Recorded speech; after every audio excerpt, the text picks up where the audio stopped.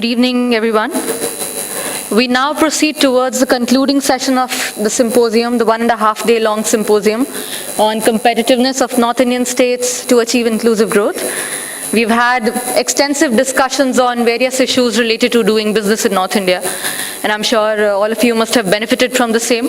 And we are certainly going to get a lot of advocacy points for, to reach out to the governments, to reach out to industry associations, and work towards better doing business environment. So now moving on to the closing session, can I please request the presence of Mr. Uday Mehta, Deputy Executive Director, Cuts International, who will be chairing the session. The rapporteurs for the session would be my colleagues, Mr. Rahul Singh, who's a policy analyst with Cuts International, Mr. Siddharth Narayan, who's research associate at Cuts International, and can I also request the presence of the eminent panelists, Professor Arvind Mohan, Head Department of Economics, University of Lucknow, and Secretary General to Policy Think Tank, Lucknow, Mr. Kanwar Sandhu, Punjab Legislative Assembly, Dr.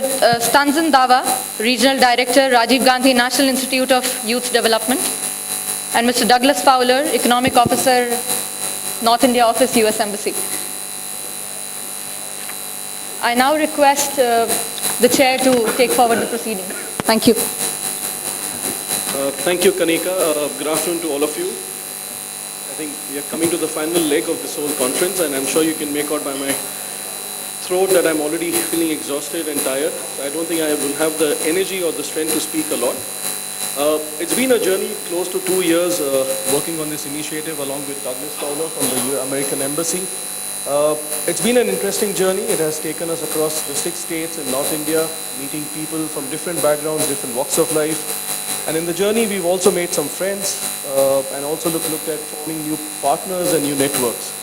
I'm sure the last 1.5 days have been very rich in terms of looking at some challenges, some solutions, and also trying to find what are the best practices. So I think in terms of the concluding session, what we've done is I have 2 of my colleagues who will come up and give a summary of what we really did discuss in the last 1.5 days. And then I'll open up the panel to react to some of these findings and what their thoughts are. And so with that, can I request my colleague, Siddharth Narayan? So Siddharth would be kind of summarizing the opening session and the session 1, which was on the FELTS item. And then I have my colleague, Rahul, who will be coming in and speaking about the sessions on MSMEs and skills and jobs. So Siddharth, over to you. Okay. Thank you, Uday. Good afternoon, ladies and gentlemen. As we near the end of the symposium, it becomes important for us to set a baseline scenario in terms of the major challenges in front of us, which impede ease of doing business, which will help each of us to deliberate on the way forward to overcome them. This could probably even be a phase 2 of our project, State Competitiveness. So starting from yesterday's inaugural session, the important challenges requiring immediate solutions could probably, I've categorized them as 3. The first could be the regulatory burdens impeding ease of doing business, especially for MSMEs. How can competitive federalism and state competitiveness boost economic growth and improve governance? The third is going to be access to the felt elements, that is finance, electricity, labor, and transport. So through the yesterday's session as well as the first session today, a few suggestions were deliberated upon. Undertaking regulatory impact assessments was one of them, that is a cost-benefit analysis as an ex-ante mechanism to ensure optimal and enabling regulations, along with enabling cross-learning between states through analyzing the policy failures of one state and learn lessons from it while implementing the same policies in other states. The need for states to frame optimal regulations was also felt in order to foster smaller businesses and not just promote large corporations, which may be achieved through focus on not only the quality of regulations, but transparency while framing regulations as well. Moving on, with regards to cooperative and competitive federalism, states may become the regulatory laboratories to find solutions for social and economic challenges before implementation at a national level. This will require a positive attitude of state governments towards EODB, which will in turn boost economic growth. South Indian states have arguably done better than North Indian states in implementing ease of doing business reforms. So one may learn from their good practices although we must keep in mind the various social, economic, and geographical disparities between the various states. This will require state governments to have clarity in identifying the right potential of the state in order to efficiently harness it. Focus may be placed on chasing doable solutions rather than wasting time on implementing impractical recommendations for EODB. Reliance may be placed on the 3 T's required for success, namely technology, tolerance, and talent. Most importantly, since economic cooperation has been recognized as the most important pillar of India-US friendship, there is a need for more people-to-people interaction in various sectors such as research, education, manufacturing, etc., through trade and investments, but above all, cross-learning.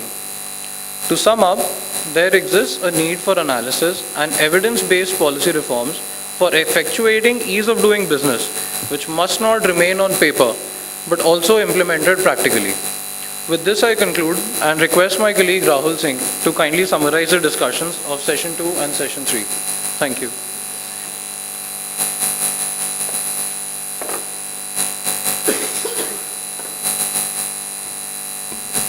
Thank you, Siddharth. So the sessions on jobs and skills focused around understanding what are the issues related to the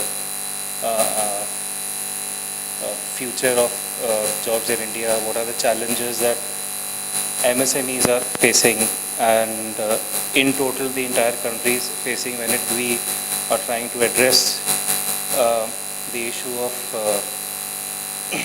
job creation.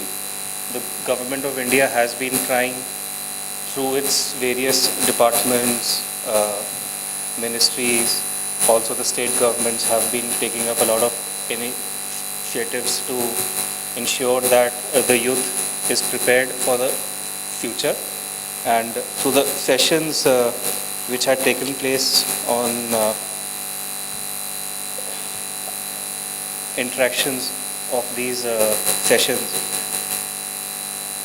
pointed out a few very key important points. One is, how do we address the present education system so that it not only makes the youth ready for jobs, but also gives them an alternate to prepare themselves as the future entrepreneurs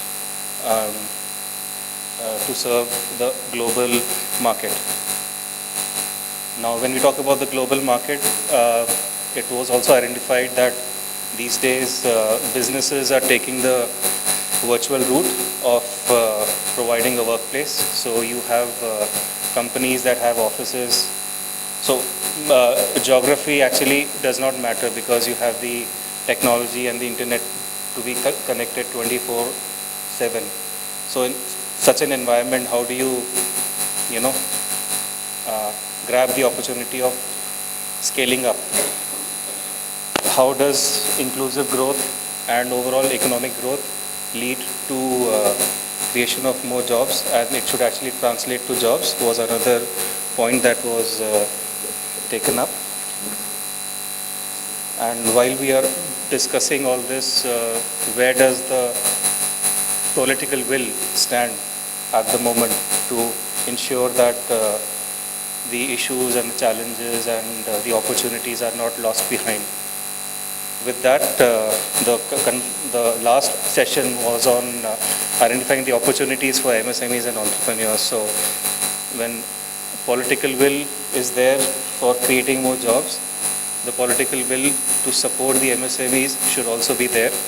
We have identified through the interactions that a lot of issues have been not addressed for a very long time, and maybe there lacks a platform for the MSME sector to address their issues,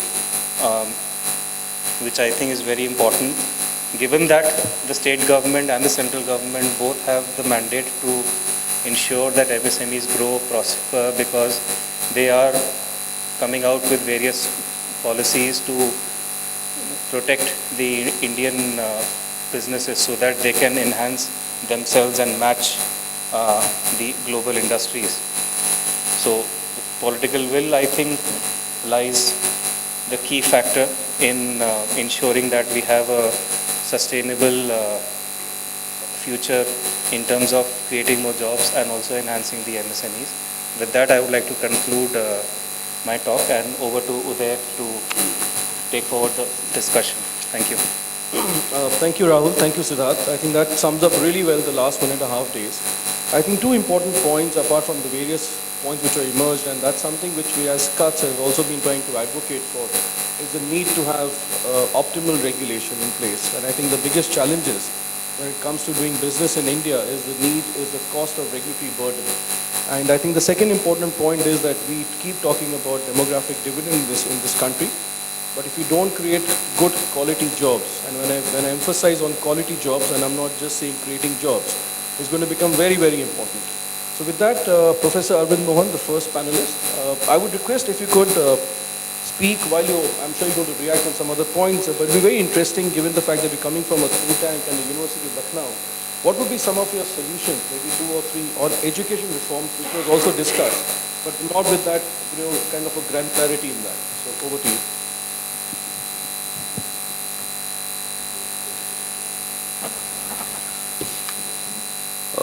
Thank you, Uday, and I'm extremely thankful to CUTS for having invited me to this very important symposium. I think discussions since yesterday have been extremely enlightening. Some very interesting ideas have come up. I'll just maybe try to group them into 5 basic issues. The first one relates to, is coming from the last session only. I think in 1991, when we were looking at MSMEs, in 1991, the content of reform was such that it benefited large industry and those locations which had an international connect. It did not allow, or the content itself did not benefit the small scale industry, and that too in the landlocked states of, say, Uttar Pradesh, Punjab, Haryana, Bihar, etc. We were all expecting, and this is what Manmohan Singh in one of the parliamentary debates has mentioned, that sooner we'll be bringing in the second generation reform. We are still waiting for that. And my understanding is that second generation reform, one of the major pillars has to be addressing some of these issues, bringing MSMEs to the forefront.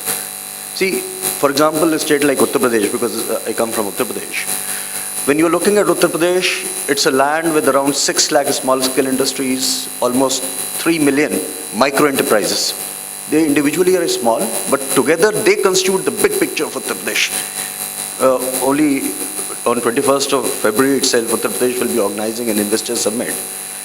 Time and again, we are only wanting to invite the large industry as if they will change the face of a state or change the face of the country. I feel we'll have to also ensure that wherever our small entrepreneurs exist, they should become the brand ambassadors. Unless they become the brand ambassadors, we will not be able to attract that sustained investment. And that is somewhere which is missing at the policy level. That needs to change, one. Similarly, when you are looking at when we are looking at, say, manufacturing particularly is a huge challenge. And I think in one of the presentations it was mentioned that in China, 60% of their GDP contribution is coming from the MSME sector. And one very interesting suggestion came in the other discussion, and that was that particularly when you are looking at, we have to move from maybe the idea of a scale to the idea of a scope. Scaling up is not the only issue that we are looking at. Competition with China is the issue. And they are hitting the manufacturing sector. Very interesting example came of the scissors from Meerut. Scissor industry, the manufacturers are all dying. The barber, who is the actual user of the manufacturer, they are all thriving. So, and that is the story of India also. Service sector is thriving, manufacturing is not. And manufacturing is the biggest employer and actually the future of the country. That is what we'll have to look at. And that can only happen if you start focusing on the ecosystem. We'll have to understand that clusters will work.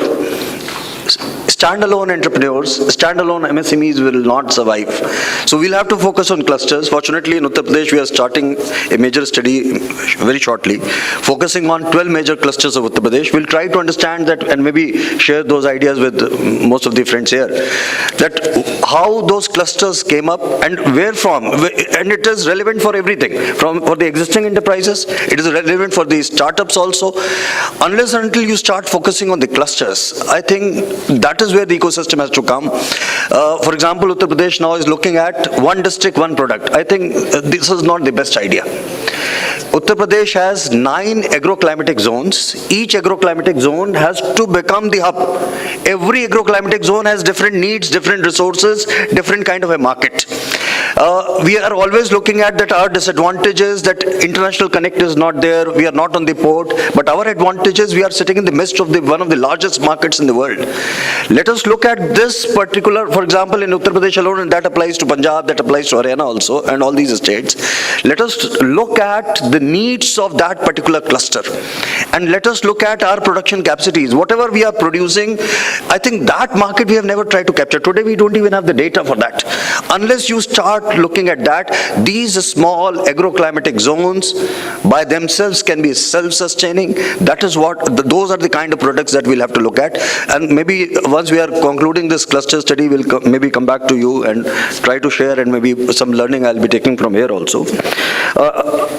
I think Uday just mentioned that I should talk about the education system.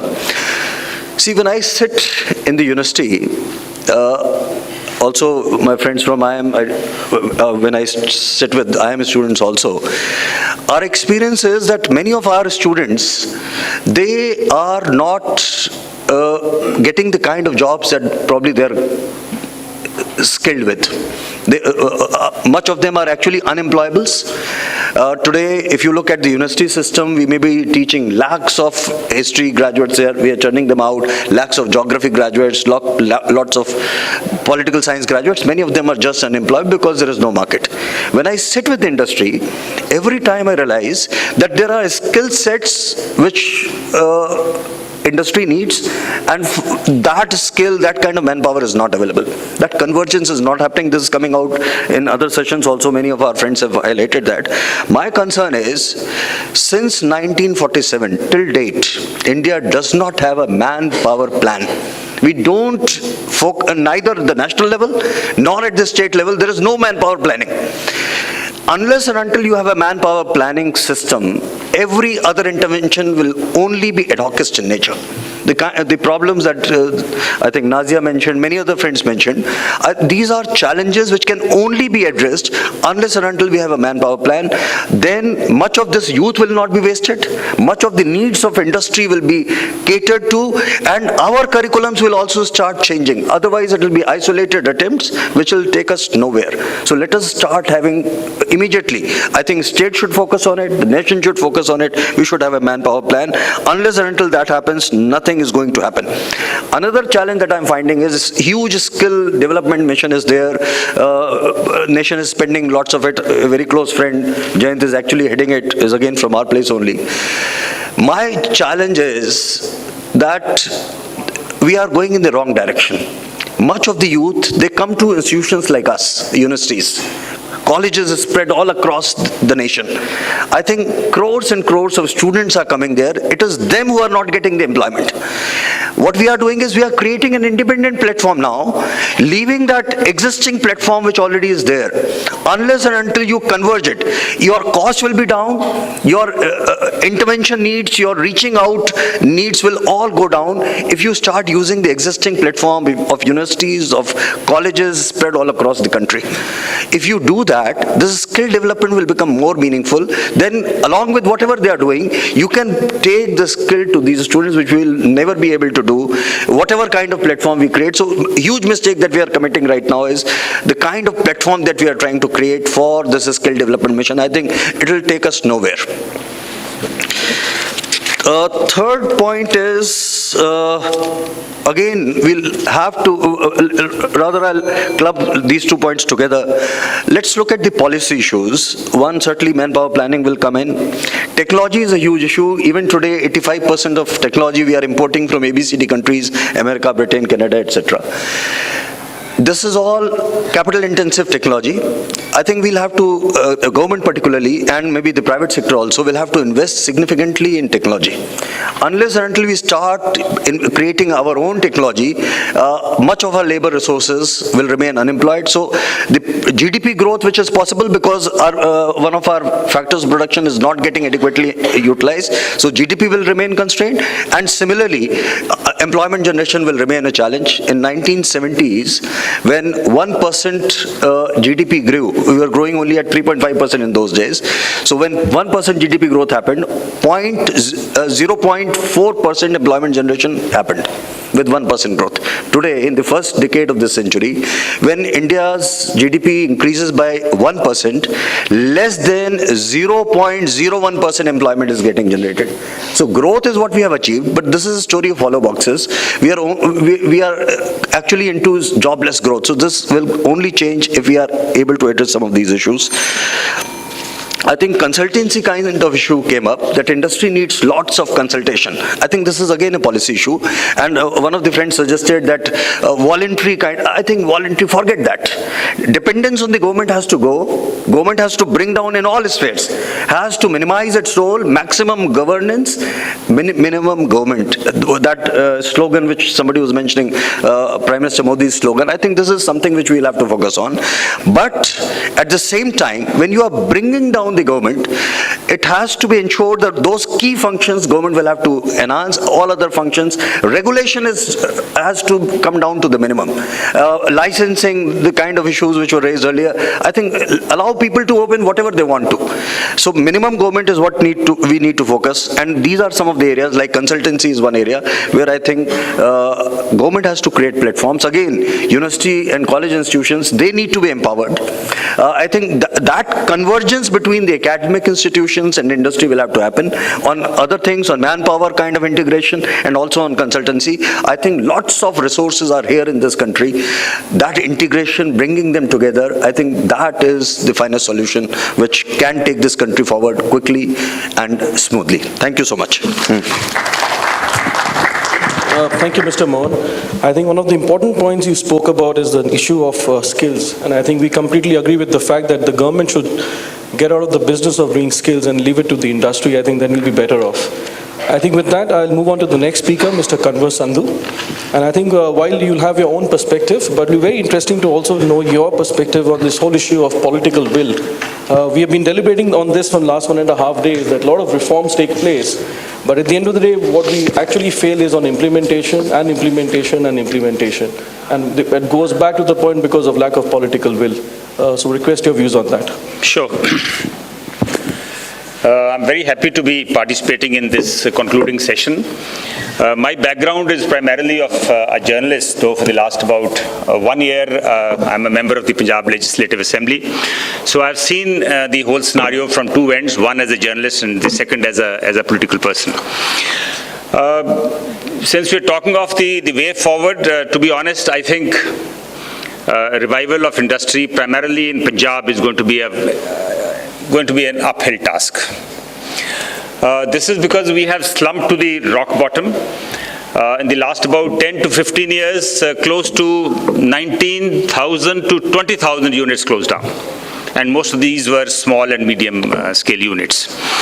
Not only that, I think we lost several opportunities in the recent years to make up on the lost ground.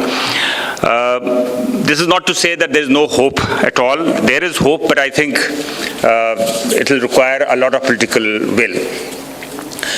One, of course, needless to say that we need a vibrant industrial policy in the state of Punjab. I'm focusing mainly on Punjab because this is what, as a journalist, I've been covering, and this is what I'm concerned with as a legislator now. So the industrial policy must have, in my opinion, two components. One, for the traditional industry, and this must include the old and the new proposed industry. And the second is the agro industry or the agri industry.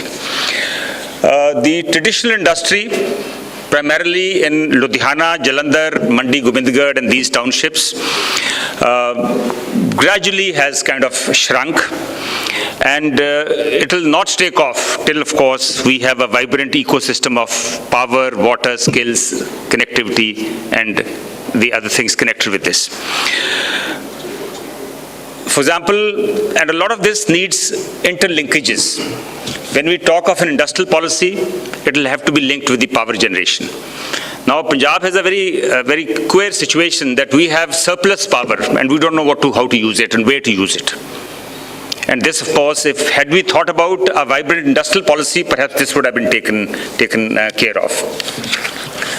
I believe Punjab government, the present Punjab government, is working on industrial policy, and I hope they have learnt, they have taken the lessons from the past, and also since any policy that comes about will need continuity. It is important that the other parties also are taken on board. And not only that, the industrial policy is also linked with the agricultural policy and the power generation policy. And when talking about power, I think the state to learn from is Telangana.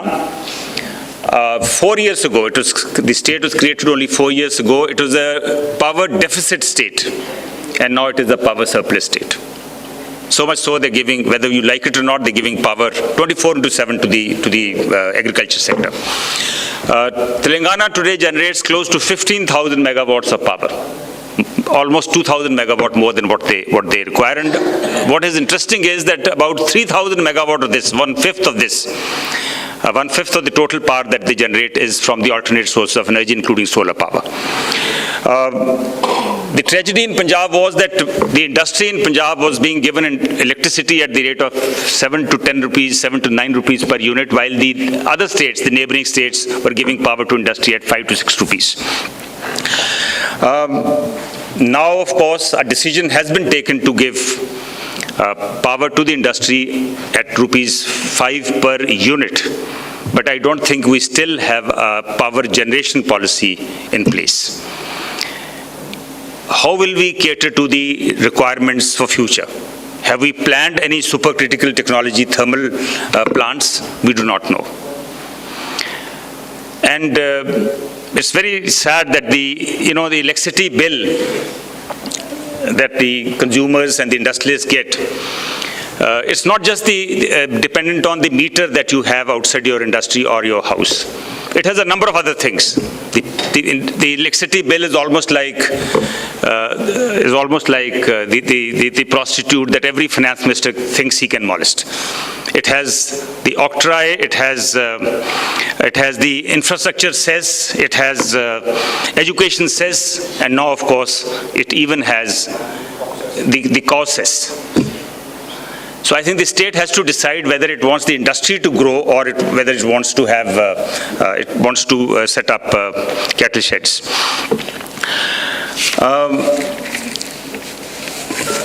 It is also important for the industry to get affordable, clean water.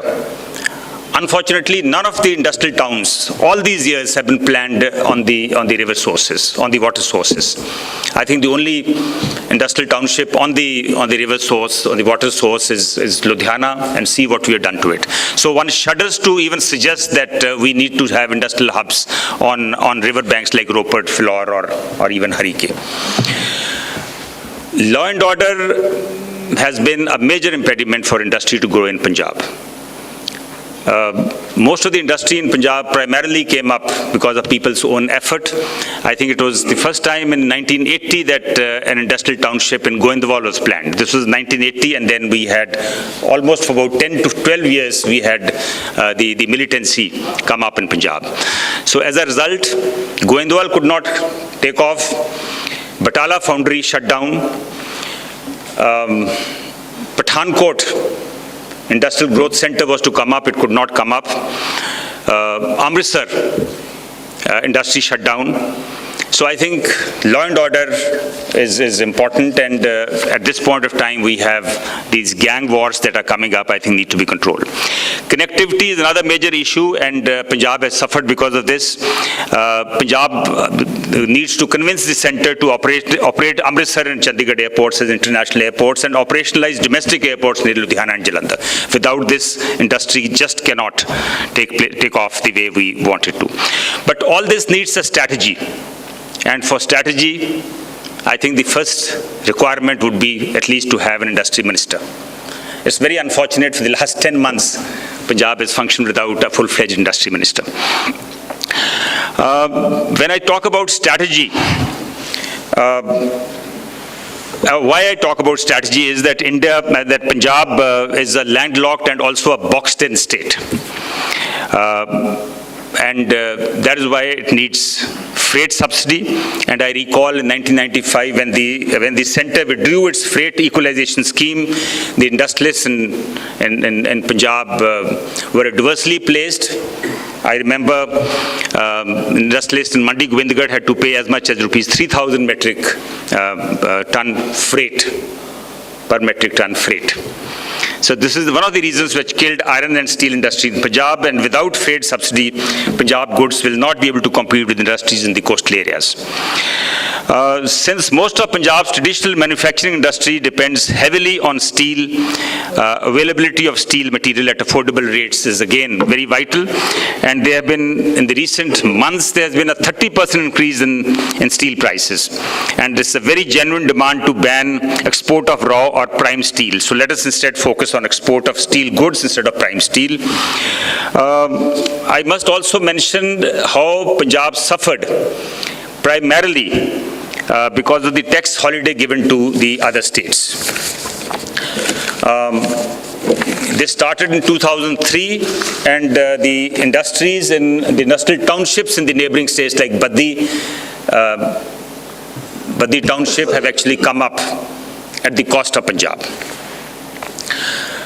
When I talk about a proper strategy, I think I must also mention the very high VAT rates in Punjab. And when on some items, people were paying 13% VAT, in other states it was 5%. I remember I met an LED manufacturer a couple of years ago, about 4 years ago, and this is what he was complaining. And this is still a major issue. Now, as you all know, that petroleum dealers are complaining that they have to pay 37% VAT on diesel and about 17 to 18% on petrol, which is much more than 37% on petrol and 18% on diesel, which is much more than the neighboring states. High cost of land is another impediment. Pathankot Industrial Growth Center just did not take off because of the pricing of land. The result was that out of 250 units which were to come up there, only 2 units have come up. This is the position as of now. There was also a mention of the danger or the challenge from the Chinese goods, and I think Punjab has suffered majorly because of this. So I think the import policies by the centre must be framed after taking the states into confidence. Liberalization of imports made Chinese goods cripple the sports and hosiery in Ludhiana and Jalandhar, and the governments did not help the industries in Jalandhar, Ludhiana, other places to reorganize to face this competition. So that is when I'm talking about strategy. I think we have something called the Punjab Investment Bureau. So I think this is the bureau which needs to be reorganized into perhaps investment and strategy bureau. Skilled manpower is a major issue in Punjab, and Punjab is now starting a skill university, which is not enough. I think what is required is a proper interface of the university, the ITIs, and the industry. The courses that they have must cater to the industry, and the skill university must also focus on the startups. The example I have in mind is the T Hub in Telangana. This is, of course, as you all know, located in Hyderabad, and it is the largest incubator in the country in the private-public partnership. For industry in Punjab to take off, Punjab needs some mega industrial projects around which the ancillary units can come up. And this will not happen because it's a border state and we have a border issue with Pakistan. So I think this is why I say that it's not just a landlocked state, it's also a boxed-in state with Pakistan on one side and J&K on the north. Punjab also needs to reach out to the NRIs from the region. We should take it as our strength. We should not worry about the minuscule population that is propagating extremism or separatism. That element, in my opinion, will get subsumed in the bigger effort that we make. Let us identify the entrepreneurs from the region who are abroad, honor them, encourage them to set up shop here. We have a whole list of industrialists from this region who are doing extremely well outside. I don't think enough is being done to reach out to them. So I think we must reach out to them, but at the same time, we have to start working on creating the right ecosystem to set up industry. We also need to focus on the industry of the future. This includes the electric cars and other motor vehicles like Tesla, the American company. I was reading somewhere that Tesla is now setting up a manufacturing unit in China. I'm sure sooner or later they will want to come to India, and I think Punjab and this region must pitch for it. I was in Canada recently, and I remember Amazon wanting to set up another headquarters, and various countries and various cities there were pitching for it. So I think that is the kind of strategy we need. That is the kind of effort by the state governments we need. That's the kind of will that we need in the state governments to pitch for such players. Briefly, I know I'm running out of time, but briefly, I want to touch on the agro industry because this is extremely important. And this part is a little complicated. Unless the policy relating to agro-industry is directly linked to the state's agriculture policy, it will not take off. It hasn't taken off. We have made efforts. Way back in 1966, we set up the Punjab Agro-Industrial Corporation. But even today, the corporation just boasts about 50 units. Imagine just 50 units, big units, worth talking about for a state which caters to about 50% of the country's food, 20% of the country's wheat, and about 12% of the country's rice. So I think much more needs to be done here. And under this parent corporation, which is the Agro-Industrial Corporation, we have two other corporations, which is the Punjab Agri-Export Corporation, created in 1997, and in 2003, yet another corporation called the Punjab Agro-Food Grains Corporation. But this was to help diversify. So in fact, the reverse has happened. Punjab is growing more rice than ever before. So this is primarily because setting up these corporations was an excellent idea, but unless it was linked with the agriculture policy, the agro-industry will not take off. Finally, the ease of doing business. The earlier regimes have attempted this. The previous government, which was in power for the last 10 years, they set up something called the Punjab Bureau of Investment, but the project was mired in the game of perception. Unfortunately, the perception came about that if you're wanting to set up industry in Punjab, you have to involve the people at the helm of affairs. They have to have a cut in the share, they have to have a pie in the share. So I think whether this is right or wrong, I do not know. But this is the perception that gained ground. So I think it's a huge task for the new government to set up to have a perception that there is no Mr. 5%, there is no Mr. 10%, and that we are very serious about what we are doing. But before that, I think we need a full-fledged, as I said, an industry minister. We have to have a policy in place, and then only we can talk about facilitating the ease of doing business. Thank you. Thank you, Mr. Sandhu. I think your point about having PPPs, I think that's a very valid point, because I'm sure both the public sector and the private sector both have an interest, and they both even have their own sets of advantages and strengths and skills to come together to ensure that we also create more jobs and more skills. I think your point regarding Invest Punjab, and that's something which also came when we were doing our kind of inception surveys as part of the study, and at least some of the feedback we got from some of the industry players we met, including the MSMEs, that by theory and by design, it was a very interesting institution to have, where you have 17 different departments coming together and they report to the executive director. So the idea was that you actually get ease of doing approvals and it's much faster. But yes, it did lose its way when it comes to implementation, and that's the challenge, which I assume other states also would have to look at it when it comes to single window clearances. I think with that, we'll move on to the second last speaker of the day, which is Mr. Stanzen Dawa. And it will be very interesting to know your perspective on, given the fact that you are part of the Rajiv Gandhi National Institute of Youth Development, what kind of initiatives have you been taking in terms of catering to the needs of the youth in terms of skills and jobs? Over to you. Good evening, ladies and gentlemen. Let me begin with a disclaimer. Many of you must be thinking that I'm from Northeast. No, I'm from North. But unfortunately, you have excluded my state from the northern states. I'm from Jammu and Kashmir, from Ladakh. Now, today, India and America, our relationship over the years has evolved, matured, become more stronger, more robust, more reliable.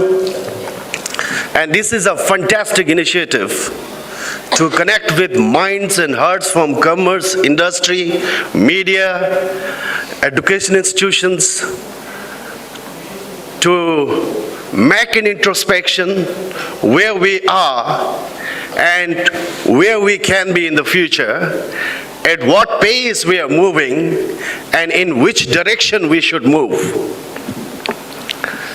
We are talking about ease of doing business.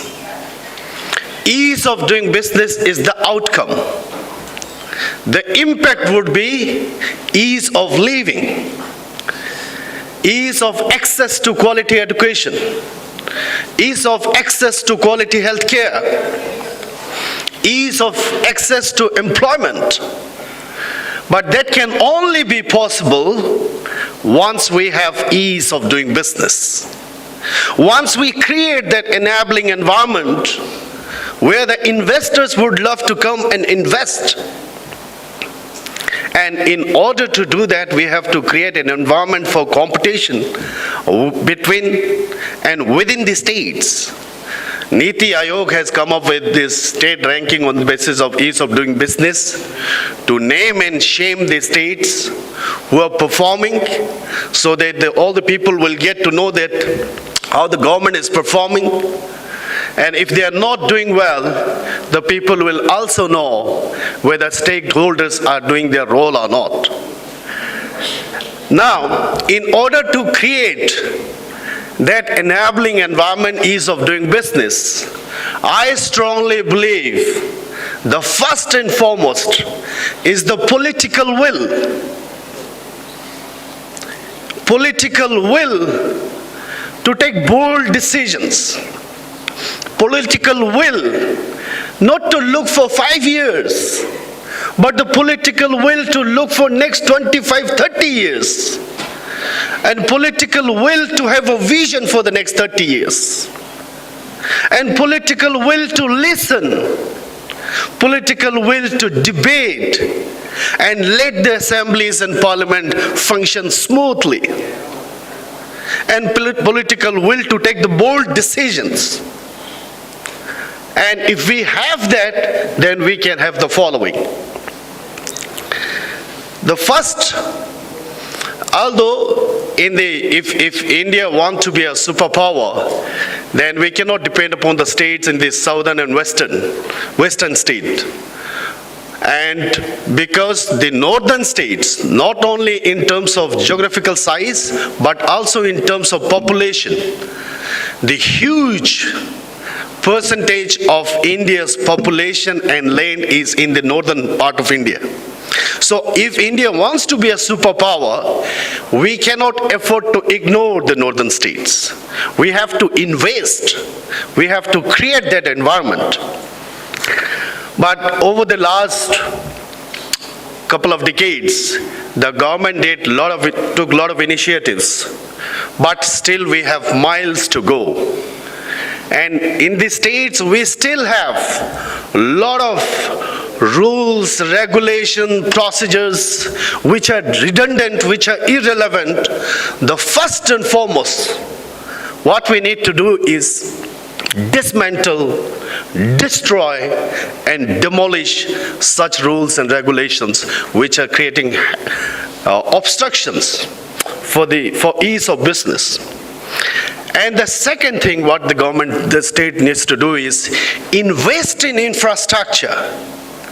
Road infrastructure, railway infrastructure. In North, we don't have coastal lines, but we should have a very sound road infrastructure, good quality road infrastructure, good quality railway infrastructure, airports.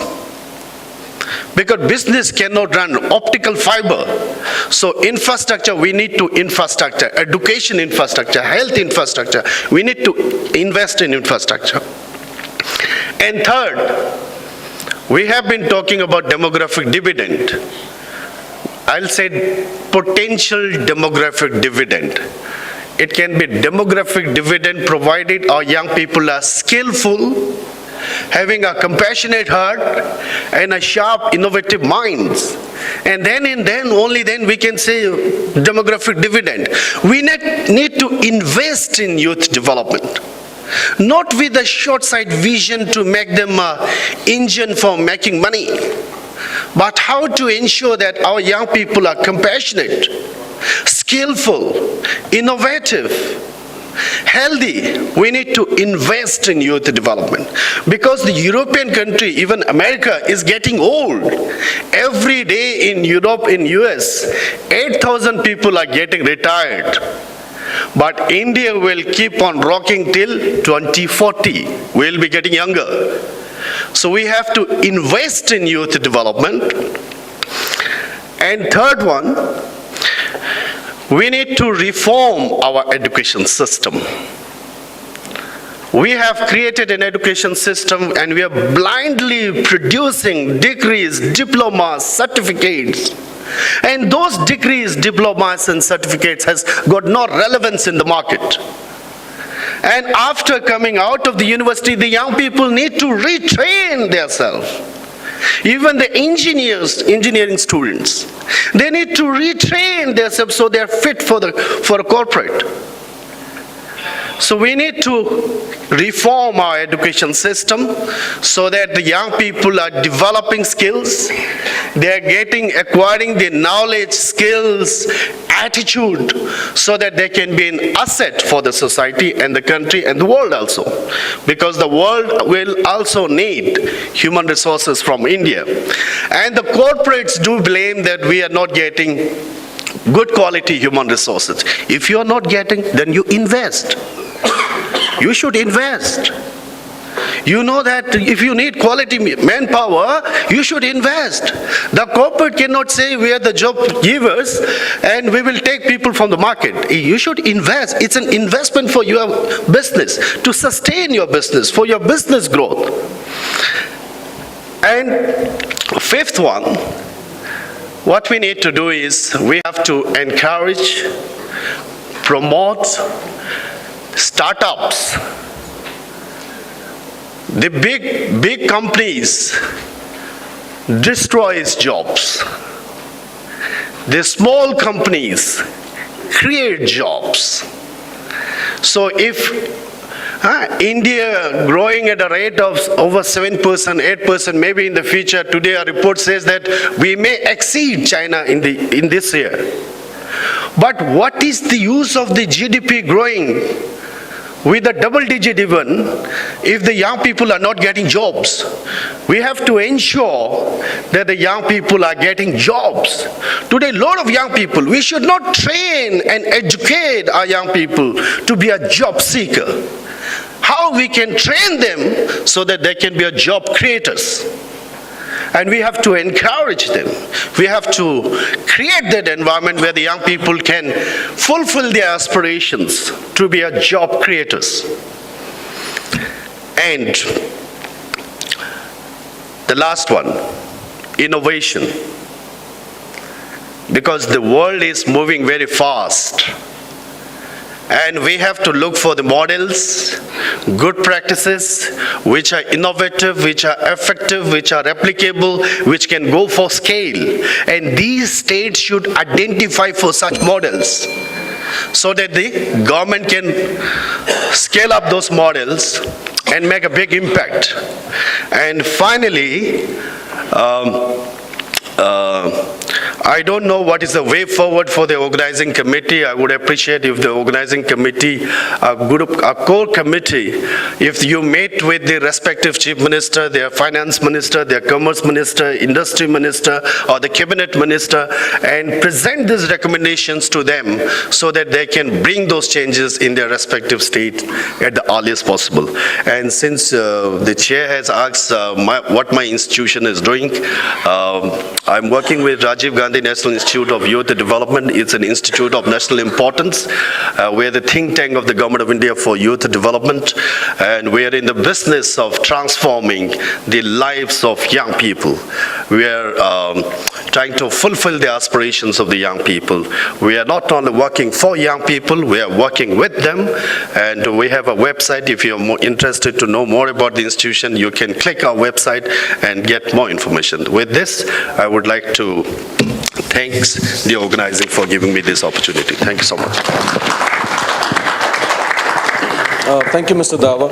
I think one of the interesting points you raised about was ease of doing business. I think, and again, in terms of our work, what really got reflected was that rather than these rankings, what was really happening is more of ease of getting permits. And the biggest challenge is that when it comes to ground realities, there's not much change and people still find doing business very difficult.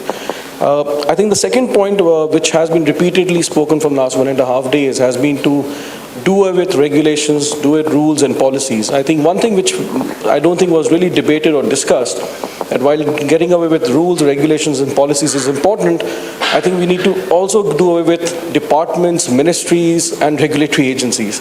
I think we just have plethora of departments, ministries which are being created with all due respect to in a way become parking slots, which again means a huge resource draining of this whole economy itself, and that itself is very important, and that goes back to what Mr. Modi had said, that maximum governance and minimum government. But I don't think that the current the situation reflects that slogan. And I think last but not the least, I think one of the important points is that the challenges are huge.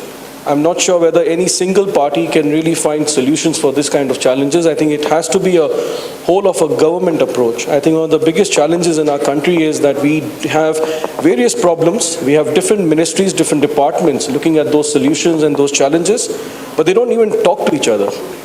And they all are working in isolation. So you have the Ministry of Agriculture, you have the Ministry of Energy, and something on energy pricing will have a huge impact on the agriculture pattern, but they don't even talk to each other. So I think it's high time that if we really need to solve problems, we have to start thinking as a whole of a government approach and thinking out of the box. If you're going to continue thinking the way we have been thinking from the last 20 or 30 odd years, I'm not sure we are really going to find solutions which are practical and which can be implementable to find some certain solutions. I think with that words, Douglas, over to you. Thanks. Thank you very much, Uday. Again, my name is Douglas Fowler. I'm from the United States Embassy and a part of this North India office. And just want to, Uday, it's just kind of fun to think that we started this big project about 2 years ago. And we've been partners for 2 years, and I'm getting a little sad that this is kind of coming to a termination, yet I'm very happy to see what we've been able to do. Over these past 2 years, the embassy, along with CUTS, we've partnered, we've been on road shows, we've brought in experts over from the States to speak, like earlier today when we got to hear from Mr. Dan Mitchell. Now the exciting part lies into, there's an awareness, we've spoken, we have wonderful research. The question is where to from here? And I can just let you know that we're looking forward to the next steps. Even if they're small steps, we're looking forward to the implementation. What will be the policy changes? How will these small companies be able to, break the shackles and provide and have disruptive change and then be able to create jobs? And to that, just once again, Uday, I want to thank you. I know we're at the very end here. I look forward to getting to know more of you. And as a part of our North India office, it is our commitment to be able to be out here more often. We want to see more often. We want to be a part of what is going to come out of this ultimate partnership. And again, thank you, and we look forward to working forward with you. And Have a good evening. Thank you, Douglas. I think we'll just open the floor if, in case anybody has, maybe we'll just take last 2 questions to the panelist. We still have some appetite for questions. That's interesting. Education. But I think the health and education in our country since 2-3 years, it's soaring up. And it's very sorry state of affair for, in particular, to the industry for its future. Industry definitely requires the talented person, the educated person, as well as along with that, the healthcare of the workers and healthcare of the industry itself is required. And that both the things are soaring up too much, which are going out of the pockets of a common man. Supposingly, that's not the right of a rich man to get his son educated well in technology or in health. It should be given rather for the mere free of cost.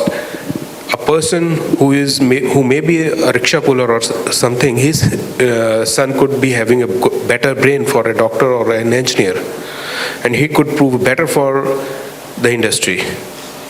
Now it's highly impossible for such persons to pay off lakhs of rupees repeatedly after 6 months for their education in the professional colleges. And similar is the case of the health. Can you comment upon this? Maybe we'll just take one more question and then come back to the panel. It doesn't say is that growth of the 10%. Yeah. So how we can ensure, the issues which you have raised, unfortunately, that's true. And if you look at the current pattern of development, the gaps between haves and have-not is significantly increasing. How we can ensure so that no one is left behind in the development process? And in order to do that, we have to develop policies which are responsive, which are inclusive, and we have to design programs which will ensure that, and the people, those who have not reached, the communities, those who have not reached, and we have to create systems and mechanisms which will ensure access to those services. Like healthcare services in India, like 80% of the healthcare services is depending upon the private sector. So government still have miles to go to provide the basic facilities, basic necessities to the people. Our education at the same time. So education is, the cost of education is going up. So how we can, the government has to do a lot of work, but that can only be possible once they have a strong political will. They are not looking after the next election, whether they are going to lose or win in the next election. If they can work with a vision for the next 20, 25 years, we can do. Resources is not a problem today. The problem is we are lacking the will to do it. Yeah, and will can only happen if the people are pressurizing. Ultimately, the leaders are there because of you and me. Yes or no? If we are not demanding, and if we are fragmented, demanding on the basis of caste, community, religion, then we won't achieve the larger goals of development. How we will ensure, make them accountable, we have to be united. The people have to raise their voice, make them accountable. So that can only be possible once the people are gathered at such platform and question the leaders, question the governments, and where is my health facilities, where is my education facilities, where my kids will go. Yeah. So, miles to go. We have miles to go. I don't have a quick solution, neither the government has got. So, I think the last question was for me. Where are we heading? Even I don't know. Because I think that the last 1.5 days there's been so much of discussion, and so much of cross-cutting issues, and so much of challenges and opportunities that one really has to sit back digest this wealth of information and then see what is it that we could do as an organization. While as an institution, we are evidence-based policy making. And in terms of solutions, we definitely would like to engage with the state governments.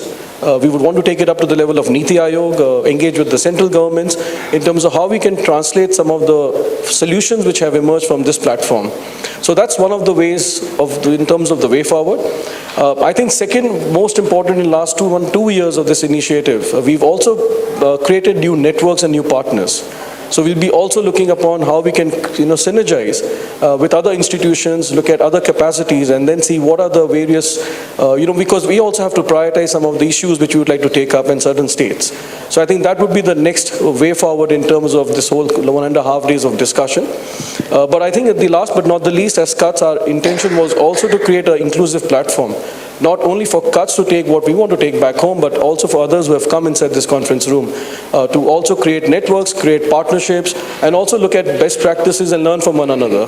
And I think in 1.5 days, that's, even if we have achieved maybe 1% of what I'm saying, I think we've done our job in that sense.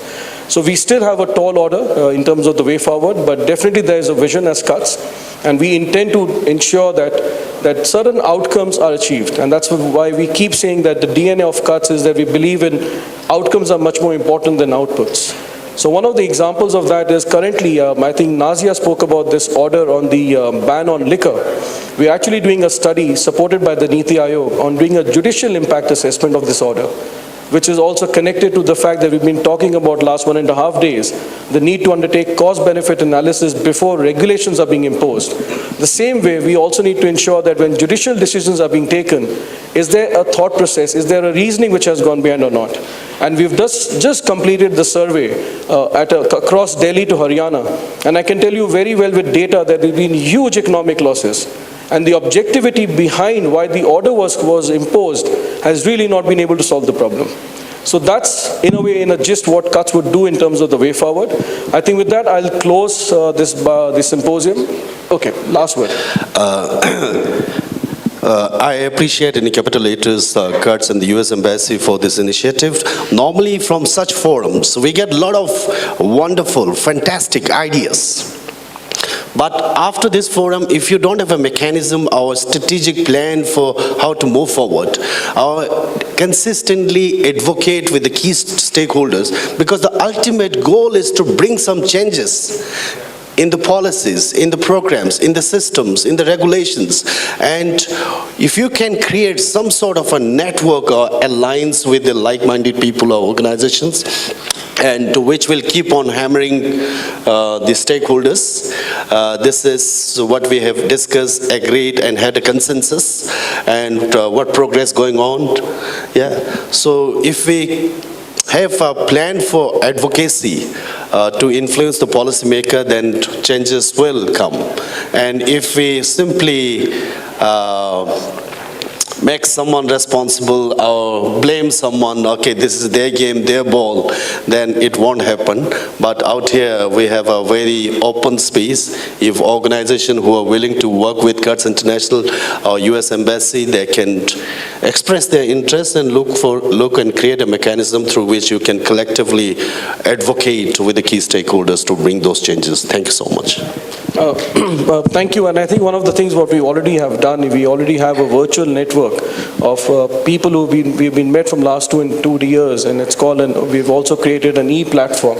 But the idea of the e-platform is that we share knowledge, we share good practices. So that's in a way a small steps as Kutch what we are taking. And as I did mention in terms of the advocacy, in terms of the way forward, we definitely have a plan in place. And but the only thing is we just have to go back, prioritize what are some of the low-hanging fruits, what we could tackle, and also look at some institutional partners who can then work with. So I think I'll just add to what Chandan has said. I think it's a very interesting idea. Why can't we think of an alliance? I think there are people from several states. Yeah, there are people from several states. I think Chandan's idea looks very interesting. If we can create an alliance, many of these ideas, I think many of us will be in a position to influence policy decisions and maybe take it to the implementation level also. So I think rather than just, I think that's also very interesting what Uday is saying, that e-platform has been created, but I think that by itself will not be enough. maybe we can take small initiatives at different levels, so there should be an alliance of equals, where we can maybe together make this idea a reality gradually. So I think let's think about that. Maybe we can, to begin with, create a core group to take this idea forward, and then maybe we can gradually involve all possible stakeholders who have been part of this and many more. I think with that, thank you very much for all the suggestions. We close the symposium, but I think last but not the least, thank you to all the speakers and all the chairs and all the participants who have actively participated in the last 1.5 days. Thank you, Douglas, and the US Embassy for their continued support. But I think the last but not the least, the symposium would not have been successful without a team working along with me behind the scene. So I think a round of applause to the team, Rahul, Siddharth, Kanika and Akshay, all of them have been working behind the scene to ensure the success of this symposium. So with that, thank you very much. Those who are traveling back home today, safe travels. And as what was mentioned in the last, we will get back to all of you with certain suggestions and certain thoughts. And the point on alliance would be thought about, and we'll come back with a kind of a way forward plan. So thank you very much to all of you. Thank you.